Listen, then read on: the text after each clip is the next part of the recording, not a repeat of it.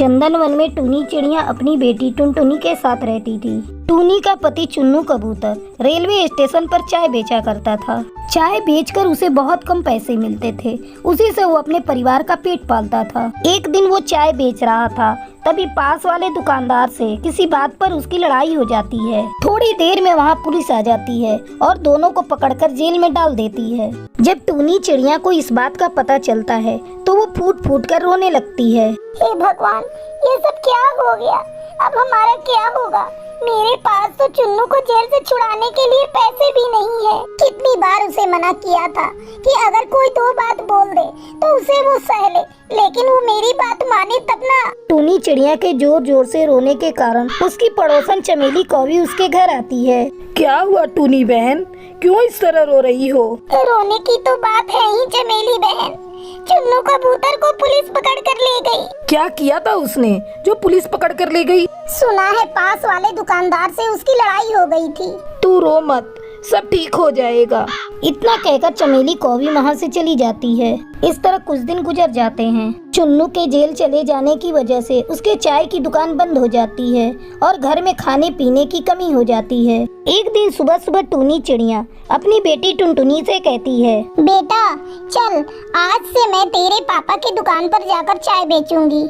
कितने दिनों से तेरे पापा की दुकान बंद है। चाय बेचकर कुछ पैसे जमा करूंगी, फिर तेरे पापा को जेल से छुड़ा लूंगी। हाँ माँ, पापा के बिना ये घर बहुत सूना सूना लगता है।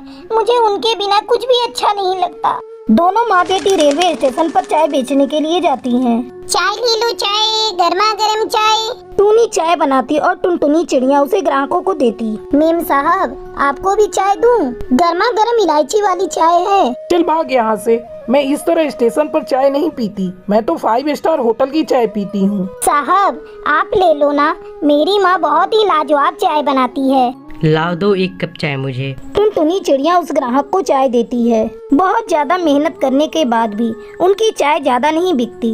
माँ, मुझे बहुत जोरों से भूख लग रही है, मुझे कुछ खाने को दो। तू यहाँ बैठ टुनटुनी, ग्राहकों को चाय पिलाना, मैं तब तक तेरे लिए कुछ लेकर आती हूँ। टूनी चिड़िया कुछ दूर जाती है। वो देखती है एक दुकान पर काफी पक्षियों की भीड़ लगी है। भैया, इस दुकान पर इतनी भीड़ क्यों लगी है? आपको नहीं पता, यहाँ मैगी पकौड़े बिकते हैं। पूरे स्टेशन पर बस यही एक मैगी पकौड़े की दुकान है, इसीलिए यहाँ पक्षियों की भीड़ लगी है। हे भगवान, आलू पकौड़ा प्याज पकौड़ा के बारे में तो सुना था, ये मैगी पकौड़ा कैसा होता है? पकौड़े वाले भैया, मुझे 1 प्लेट मैगी पकौड़े देना। टूनी मैगी पकौड़े लेकर टुनटुनी के पास आती है। ये ले टुनटुनी, मैगी पकौड़े खा। टुनटुनी मैगी पकौड़े खाने लगती है। माँ, ये मैगी पकौड़े तो बहुत ही स्वादिष्ट है, लो तुम भी खाओ। टूनी चिड़िया मैगी पकौड़े खाने लगती है।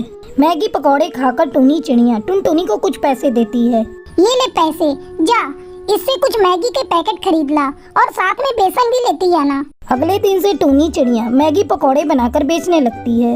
अब उसके दुकान पर चाय के साथ साथ मैगी पकौड़े खाने वालों की भीड़ लगने लगती है। कुछ ही दिनों में वो अपने पति को जेल से छुड़ा कर ले आती है और फिर सभी खुशी खुशी रहने लगते हैं।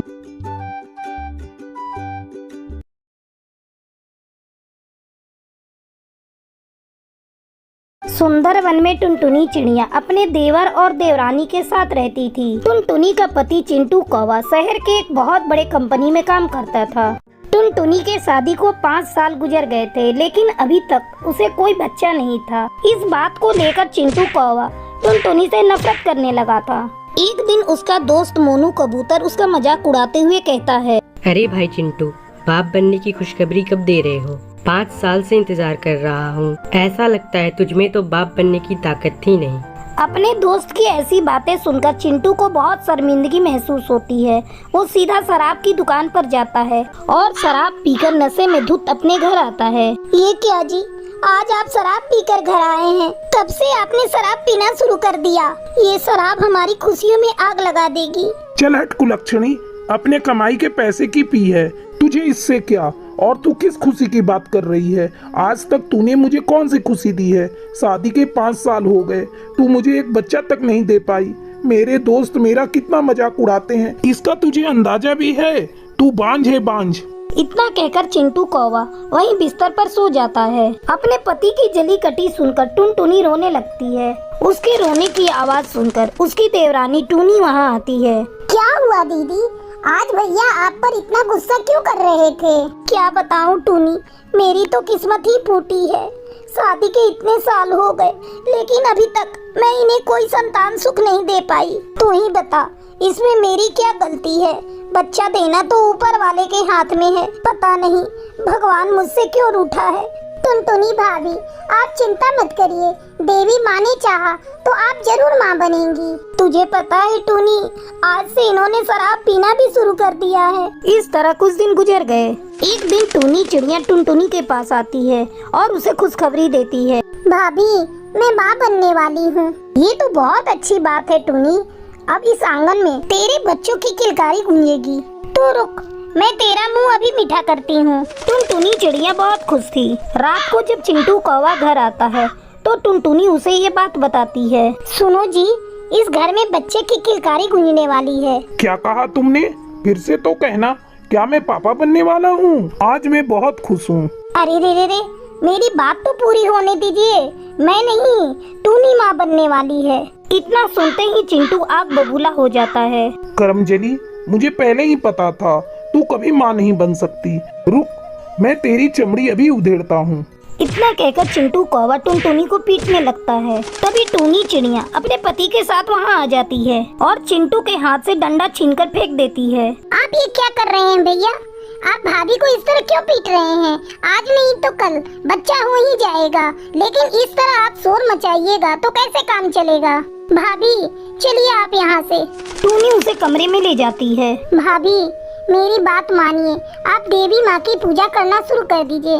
देवी माँ जरूर आपकी सोनी गोद भरेंगी। अगले दिन से टुनटुनी चिड़िया देवी माँ की पूजा करना शुरू कर देती है। इस तरह 1 महीना गुजर जाता है और देवी माँ की कृपा से टुनटुनी चिड़िया माँ बन जाती है। देवी माँ, आपका लाख लाख धन्यवाद। आपने मेरे टूटते घर को बचा लिया। आपकी कृपा से आज मेरी सूनी गोद भर गई और मेरा घर बच्चे की चहचहाहट से भर गया। बच्चे को पाकर चिंटू कौवा भी खुश हो जाता है। वो शराब पीना छोड़ देता है और अपने किए हुए गलती की माफी टुनटुनी चिड़िया से मांगता है। टुनटुनी चिड़िया अपने पति को माफ कर देती है और फिर सभी खुशी खुशी रहने लगते हैं।